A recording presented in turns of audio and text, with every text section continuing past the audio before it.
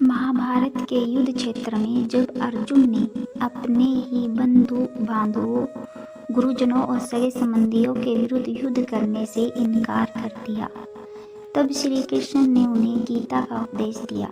लेकिन जब केवल शब्दों से अर्जुन का भ्रम दूर नहीं हुआ, तो भगवान श्री कृष्ण ने उसे अपना विराट रूप दिखाया। यह कोई साधारण दृश्य नहीं था, बल्कि यह संपूर्ण ब्रह्मांड के रहस्यों को प्रकट करने वाला अद्भुत दर्शन था। लेकिन प्रश्न यह उठता है कि श्री कृष्ण ने अर्जुन को विराट रूप क्यों दिखाया। इस प्रश्न का उत्तर स्वयं गीता के गूढ़ रहस्यों में छुपा है। जब कौरवों और पांडवों की सेनाएं कुरुक्षेत्र में युद्ध के लिए आमने सामने खड़ी थी, तब अर्जुन ने अपने ही संबंधियों को देखकर अपने हथियार नीचे रख दिए। वह गहरे विषाद में चल गया और श्री कृष्ण से कहा, हे केशव, मैं अपने ही परिवार के लोगों को मारकर राज सुख नहीं भोग सकता। यह युद्ध मुझे अधर्म प्रतीत हो रहा है। अर्जुन धर्म और अधर्म के भंवर में फंस गया था। उसने कहा कि मुझे कुछ समझ में नहीं आ रहा है कि क्या सही है और क्या गलत। तब श्री कृष्ण ने गीता का उपदेश दिया, जिसमें उन्होंने कर्म, आत्मा, धर्म और भक्ति का ज्ञान दिया। लेकिन फिर भी अर्जुन को पूर्ण विश्वास नहीं हुआ। अर्जुन ने श्री कृष्ण से कहा, हे माधव, मैं आपको अपना सखा और सारथी मानता हूँ। आप बार बार कहते हैं कि आप सृष्टि के कर्ता और परम ब्रह्म हैं, लेकिन मैं इसे अपनी आंखों से देखना चाहता हूँ। यदि आप सच में संपूर्ण ब्रह्मांड के स्वामी हैं, तो कृपया मुझे अपना दिव्य रूप दिखाइए। श्री कृष्ण मुस्कुराए और बोले, हे पार्थ, मनुष्य मुझे अपने इन सामान्य नेत्रों से नहीं देख सकता। मैं तुम्हें दिव्य दृष्टि प्रदान करता हूँ, जिससे तुम मेरे विराट स्वरूप का दर्शन कर सकोगे। जैसे ही श्री कृष्ण ने अर्जुन को दिव्य दृष्टि दी, अर्जुन ने जो देखा वह अवर्णनीय था। उन्होंने श्री कृष्ण के शरीर में संपूर्ण ब्रह्मांड को समाहित देखा। उन्होंने अनगिनत मुख, अनगिनत नेत्र और अनगिनत हाथों वाले श्री कृष्ण को देखा। उन्होंने देखा कि ब्रह्मा, विष्णु, महेश, सूर्य, चंद्रमा, अग्नि और समस्त देवी देवता श्री कृष्ण के विराट शरीर में स्थित हैं। उन्होंने देखा कि समस्त योद्धा, कौरव और पांडव श्री कृष्ण के मुख में प्रवेश कर रहे हैं, जैसे जलधारा समुद्र में विलीन होती है।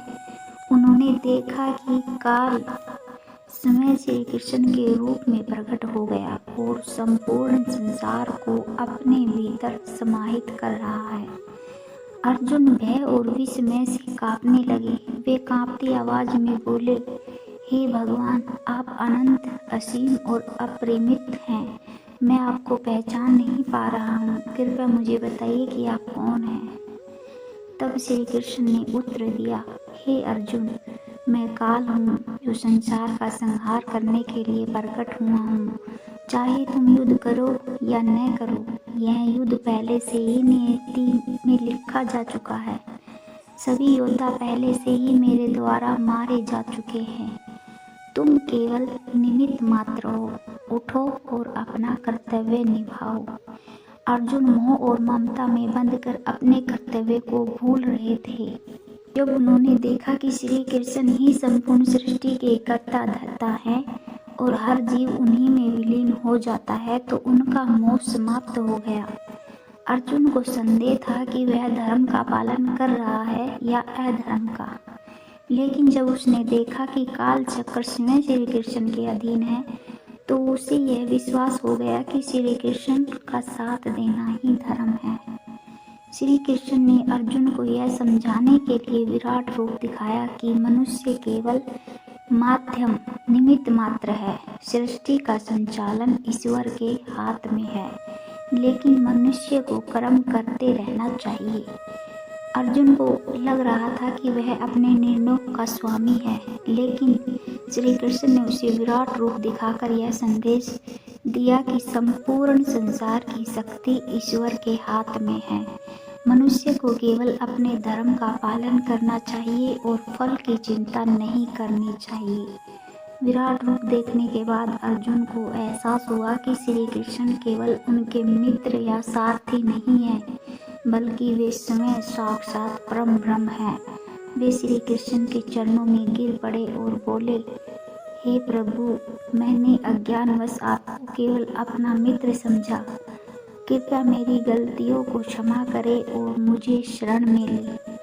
अब मैं निश्चयपूर्वक युद्ध करूंगा और अपना कर्तव्य निभाऊंगा। श्री कृष्ण ने मुस्कुराकर अर्जुन को आशीर्वाद दिया और अपना दिव्य रूप समाप्त कर दिया। जीवन में परिस्थितियां कैसी भी हो, हमें अपने कर्तव्यों का पालन करना चाहिए। ईश्वर ही इस संसार में रचयिता और संहार करता है।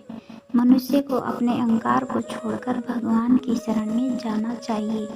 हमारे जीवन की घटनाएं पहले से तय है, लेकिन हमें अपने कर्म करते रहना चाहिए। समय किसी के लिए नहीं रुकता, इसलिए समय का सदुपयोग करना चाहिए। विराट रूप यह दर्शाता है कि भगवान केवल एक मूर्ति या स्थान तक सीमित नहीं है, बल्कि वे संपूर्ण ब्रह्मांड में व्याप्त है। श्री कृष्ण ने अर्जुन को विराट रूप दिखाकर यह सिद्ध किया कि जो भी धर्म, सत्य और कर्तव्य के मार्ग पर चलता है, वही विजयी होता है। गीता का यह रहस्य केवल अर्जुन के लिए नहीं, बल्कि संपूर्ण मानव जाति के लिए है। अगर आपको यह कहानी पसंद आई तो इसे शेयर करें और हमारे चैनल बोलती कहानियों को सब्सक्राइब करें।